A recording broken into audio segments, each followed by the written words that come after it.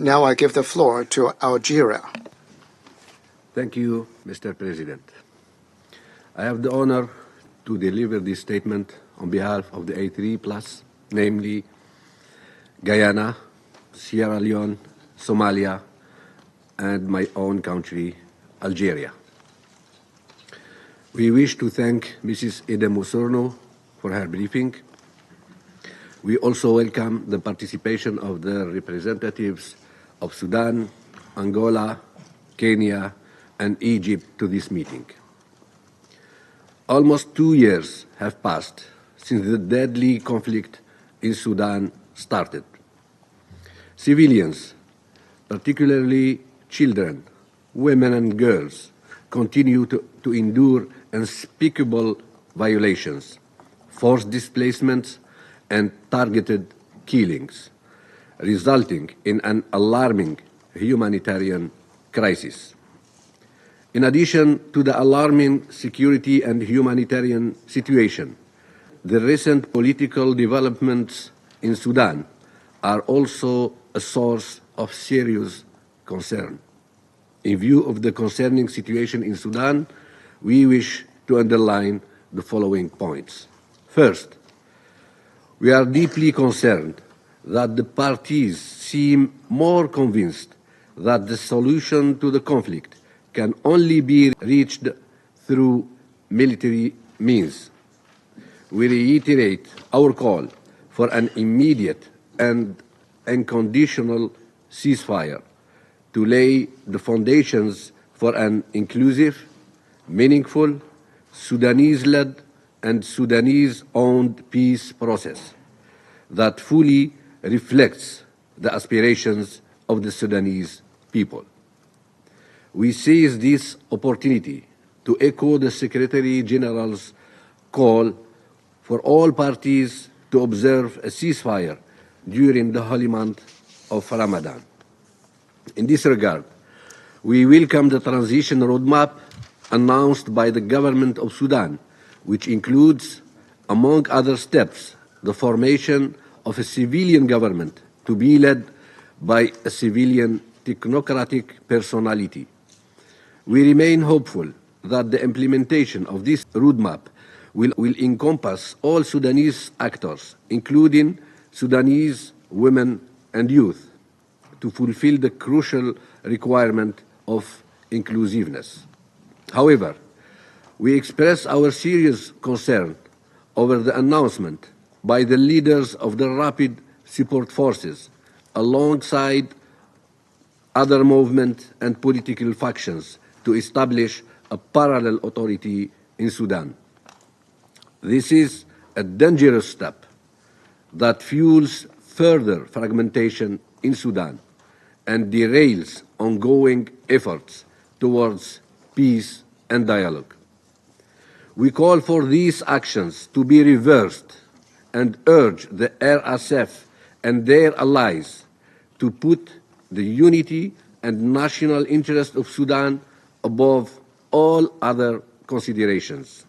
Second, although the recent development on the ground demonstrate a prevalence and heightened use of force, we reiterate our support for a diplomatic path to resolving the conflict, including to identify comprehensive and inclusive framework for dialogue between the Sudanese parties.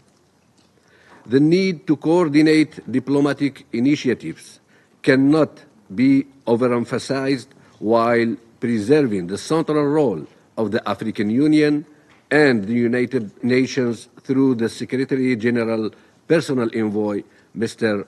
Ramtan Lamamra.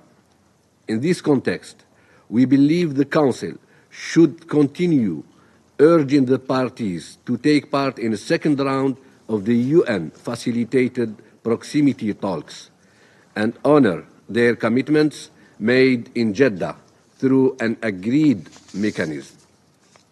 The necessary bridges with the regional actors have to be put in place to ensure a coherent and coordinated action. The unity of our Council is needed more than ever to convey the right message, which takes into account the developments on the ground, as well as the sovereignty and territorial integrity of Sudan. Third, the humanitarian cost of this devastating war is unprecedented.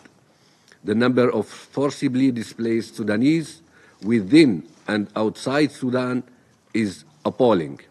In addition, the outbreak of cholera in the southern region of the country is a source of deep concern and requires international support to bolster the efforts deployed by the national authorities. The complicated humanitarian situation is further exacerbated by the RSF's repeated attacks against civilians in the besieged city of Al-Fashir and Zamzam IDP camp, where alarming levels of acute malnutrition have been registered. These attacks, which constitute a clear violation of Resolution 2736, did not only target civilians, including on the basis of ethnicity, but also critical infrastructures, particularly hospitals. In this regard, it is imperative that all parties strictly respect international law, including international humanitarian law and the principles of human rights. We commend the efforts deployed by all humanitarian actors on the ground and underline the need to scale up funding for humanitarian needs and response plan. We also welcome the decision by the government of Sudan to extend the authorization to keep the Adre border crossing open for an additional 3 months. It is necessary to sustain the different facilitation measures to allow continued and unhindered humanitarian access. Mr. President, foreign interferences remain as a persistent challenge in the search for a lasting solution to the conflict in Sudan. We therefore reiterate our call for a firm and public condemnation of these interferences and strict compliance with the provisions of the existing sanctions regime and the arms embargo on the Darfur region. To conclude, Mr. President, the Council and the international community must remain seized of the situation in Sudan with the sole objective of providing the needed support based on good faith and the promotion of national ownership. And I thank you. I thank the representative of Algeria.